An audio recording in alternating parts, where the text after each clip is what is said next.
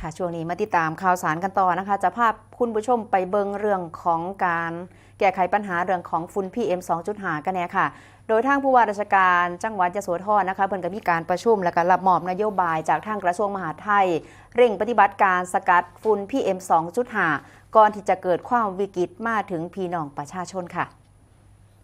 โดยนายชาญชัยสอนศรีวิชัยผู้ว่าราชการจังหวัดยโสธรก็ได้นำหัวหน้าส่วนราชการจังหวัดยโสธร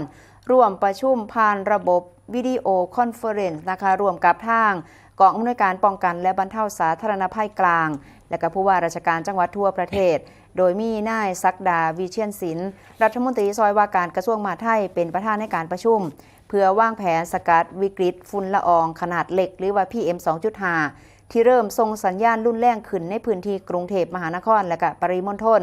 และก็กำลังขยายวงกว้างสู่ภูมิลำเนาสู่ภูมิภาคซึ่งที่ประชุมได้มีการถอดบทเรียนและก็วางมาตรการเข้มข้นในการป้องกันควบคุมแก้ไขและก็ลดปัญหา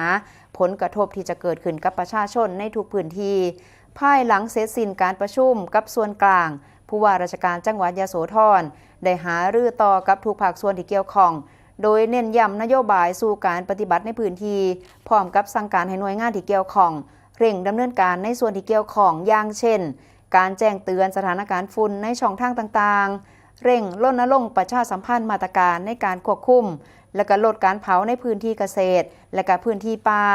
และก็เช่นเดียวกันให้เพิ่มความเข้มงวดในการตรวจสอบและก็ดำเนินการเชิงรุกเกี่ยวกับการตรวจสอบยานพาหนะควันดำฝุ่นละอองในพื้นที่ก่อสร้างการตรวจสอบตรวจวัดมลพิษทางอากาศของโรงงานอุตสาหกรรมและก็บังคับใส่กฎหมายที่เกี่ยวข้องอย่างเข้มข้นต่อไปนั่นเองค่ะ